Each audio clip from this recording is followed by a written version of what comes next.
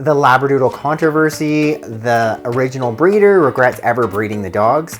Find out what I think in this video.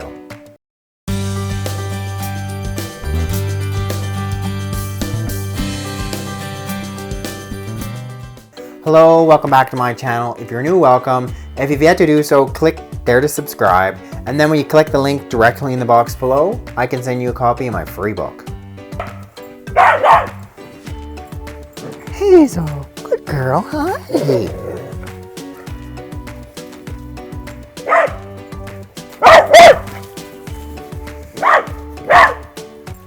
So the original breeder of the Labradoodle, which Hazel is here, says he regrets doing it and claims that he's created this Frankenstein monster. Hazel, what do you think of that? Okay, I'm inclined to disagree. I know many a Labradoodle, Hazel being one of them. And as you can see, you, Hazel, are far from a Frankenstein monster. Oh, Hazel, good girl. Hazel loves treats, as is Pippi. Pippi might also make it into the video because she's buddies with Hazel. Tula, not so much. Tula's more of the one-person dog. But I would say that you, little Hazel, are an awesome dog. Okay. So a bit more, Pippi, a bit more about the story. Wally Kongron was the name of the breeder. He was breeding guide dogs, contacted by someone who was visually impaired in Hawaii, but also had a dog allergy. So he's like, okay, what if I take a standard poodle, cross that dog with a Labrador?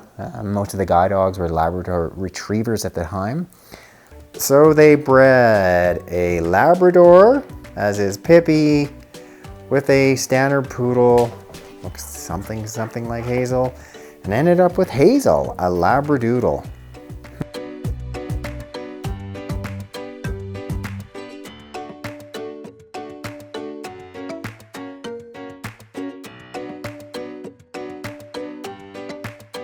His big regret, he says, is he opened this Pandora's box.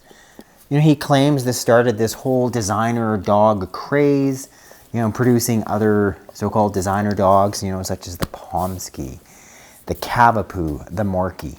But is this a real issue? I mean, is it an issue around so-called crazy designer dogs taking over the dog world? You know, this proliferation of, you know, genetic traits that are being passed on? Personally, I don't think so. Yes, Hazel's an awesome example of a really healthy Labradoodle who is like so well adjusted. Like, look at her, just sitting in this chair. She hardly knows me. I bribe her with this little dehydrated lamb treat, and she's like a little star. Yes, Pippi just put her paws on me, saying, like, what about me? You are too, Pippi.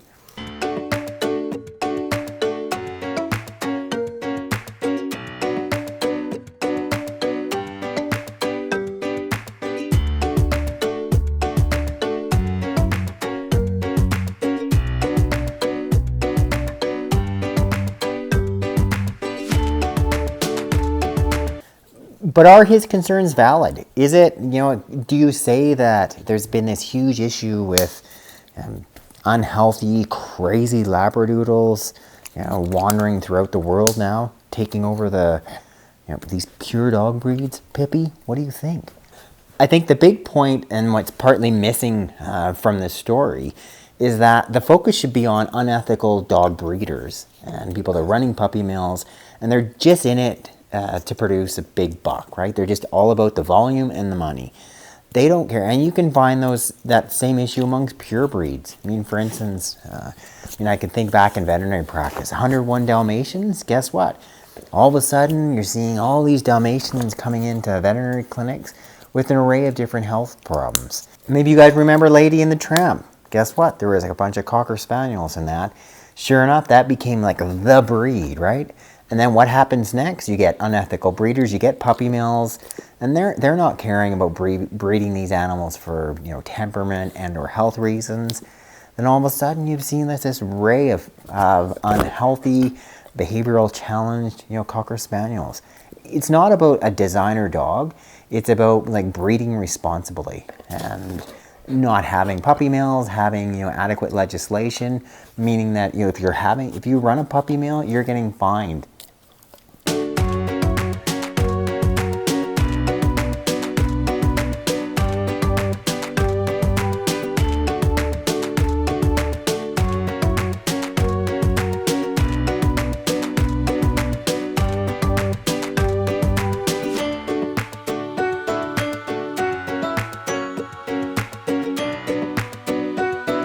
Are there some Labradoodles that have behavioral issues, quote unquote crazy? Sure. Is it a big problem with this designer dog breed? No, it's not. Are there some Labradoodles that have hip dysplasia, elbow dysplasia? Yes, there is. It's not any specific higher incidence in comparison to many other dog breeds though.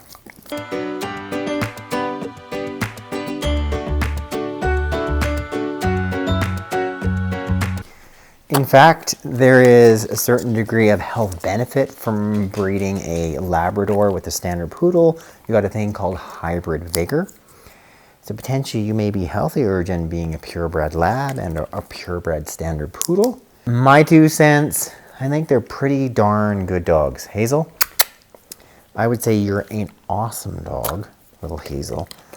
The issue is more with unethical dog breeders, puppy mills, inadequate legislation. So I want to thank Hazel for being part of today's video. Thank you, Hazel.